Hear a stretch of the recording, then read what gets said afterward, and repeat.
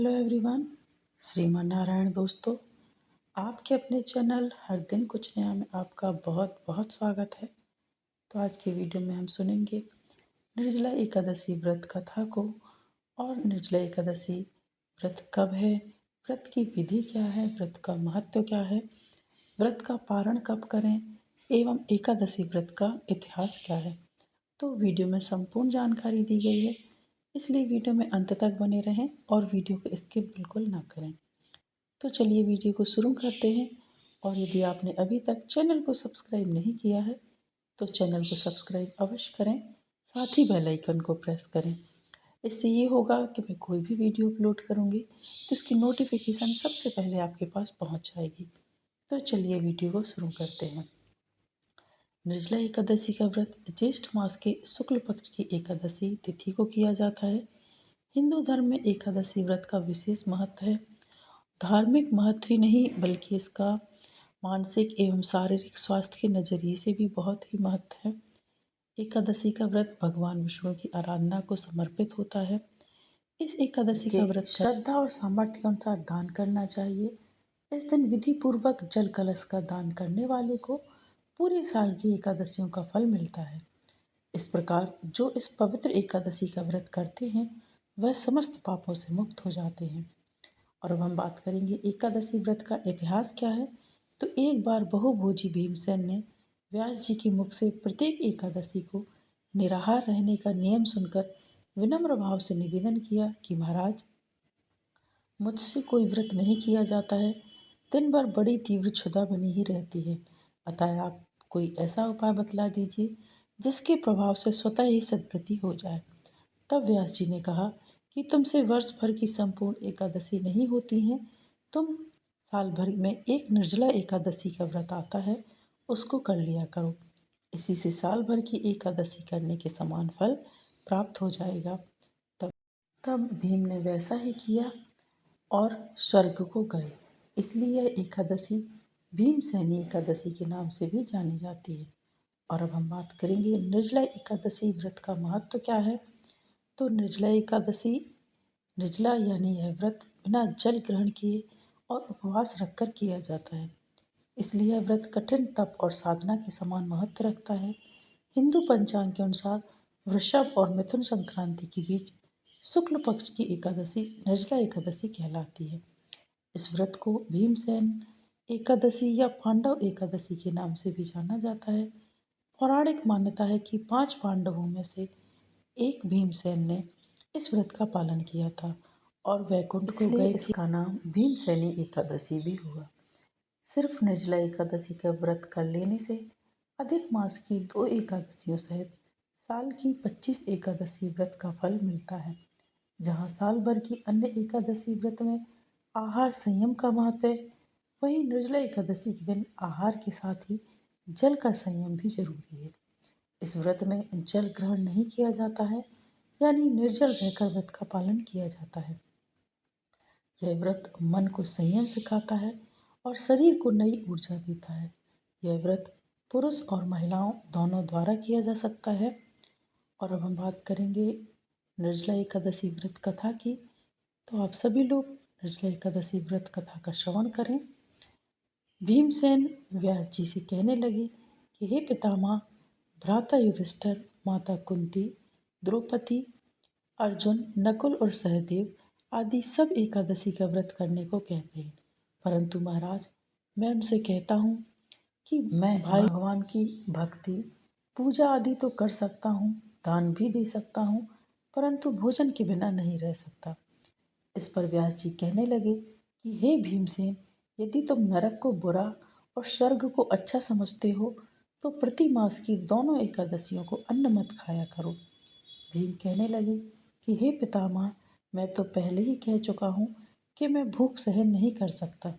यदि वर्ष भर में कोई एक ही व्रत हो तो वह मैं रख सकता हूँ, क्योंकि मेरे पेट में व्रत नाम वाली अग्नि है, सो मैं भोजन किए बिना नहीं रह सकता। भोजन करने से वह शांत रहती है, इसलिए पूरा उपवास तो क्या, एक समय भी बिना भोजन किए रहना कठिन है। अतः आप मुझे कोई ऐसा व्रत बताइए जो वर्ष में केवल एक बार ही करना पड़े और मुझे स्वर्ग की प्राप्ति हो जाए।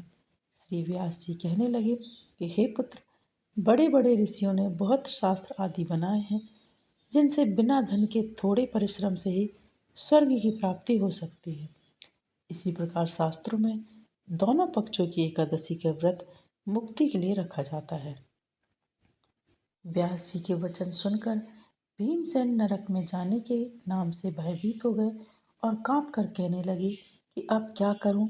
मास में 2 व्रत तो मैं कर नहीं सकता। हाँ, वर्ष में 1 व्रत करने का प्रयत्न अवश्य कर सकता हूँ। अतः वर्ष में 1 दिन व्रत करने से यदि मेरी मुक्ति हो जाए तो ऐसा कोई व्रत अवश्य बतलाइए। यह सुनकर व्यास जी कहने लगे कि वृषभ और मिथुन की संक्रांति के बीच ज्येष्ठ मास के शुक्ल पक्ष की जो एकादशी आती है उसका नाम निर्जला है। तुम उस एकादशी का व्रत करो। इस एकादशी के व्रत में स्नान और आचमन के सिवा जल वर्जित है। आचमन में 6 मास से अधिक जल नहीं होना चाहिए, अन्यथा वह मद्यपान के सादृश हो जाता है। इस दिन भोजन नहीं करना चाहिए क्योंकि भोजन करने से व्रत नष्ट हो जाता है। यदि एकादशी को सूर्योदय से लेकर द्वादशी के सूर्योदय तक जल ग्रहण न करें तो उसे सारी एकादशियों के व्रत का फल प्राप्त होता है। द्वादशी को सूर्योदय से पहले उठकर स्नान आदि करके ब्राह्मणों को दान आदि देना चाहिए।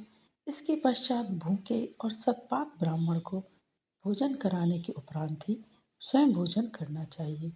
इसका फल पूरे 1 वर्ष की संपूर्ण एकादशियों के बराबर होता है।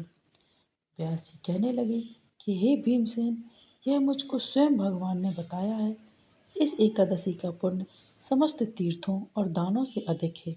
केवल 1 दिन मनुष्य निर्जल रहने से पापों से मुक्त हो जाता है। जो मनुष्य निर्जला एकादशी का व्रत करते हैं उनकी मृत्यु के समय यमदूत आकर नहीं घेरते, वरन भगवान के पार्षद उसे पुष्पक विमान में बिठाकर स्वर्ग को ले जाते हैं। अतः संसार में सबसे श्रेष्ठ निर्जला एकादशी का व्रत है, इसलिए यत्न के साथ इस व्रत को करना चाहिए। उस दिन ओम नमो भगवते वासुदेवाय मंत्र का उच्चारण करना चाहिए और गोदान करना चाहिए। इस प्रकार व्यास जी की आज्ञा अनुसार भीमसेन ने इस व्रत को किया।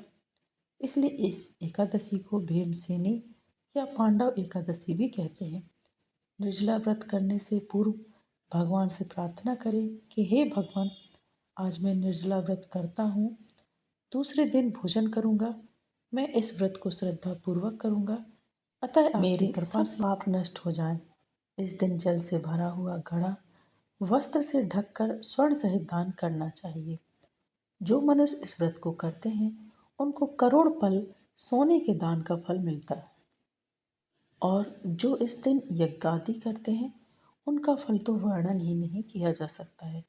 इस एकादशी के व्रत से मनुष्य विष्णु लोक को प्राप्त होता है। जो मनुष्य इस दिन अन्न खाते हैं वे चांडाल के समान हैं, वे अंत में नरक को जाते हैं। जिसने निर्जला एकादशी का व्रत किया है वह चाहे ब्रह्म हत्यारा हो, मद्यपान करता हो, चोरी करता हो या गुरु के साथ द्वेष करता हो, मगर इस व्रत के प्रभाव से वह स्वर्ग को जाता है।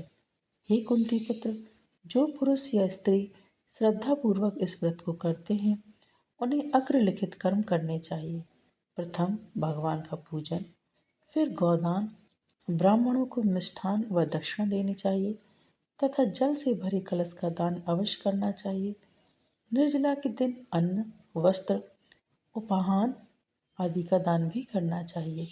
जो मनुष्य भक्तिपूर्वक इस कथा को पढ़ते हैं या सुनते हैं उन्हें निश्चय ही स्वर्ग की प्राप्ति होती है। तो ये निर्जला एकादशी व्रत कथा थी। यदि आपको आज की कथा, आज का वीडियो पसंद आया है दोस्तों, तो वीडियो को लाइक कीजिए, शेयर कीजिए अपने दोस्तों के साथ, अपने परिवारजनों के साथ, ताकि उन तक भी ये वीडियो पहुँचे और वो भी इसके महत्व को जान सकें, इसकी कथा को सुन सकें।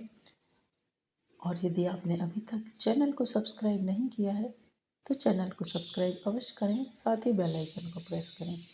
आगामी व्रतों एवं त्योहारों की जानकारी के लिए चैनल पर बने रहें।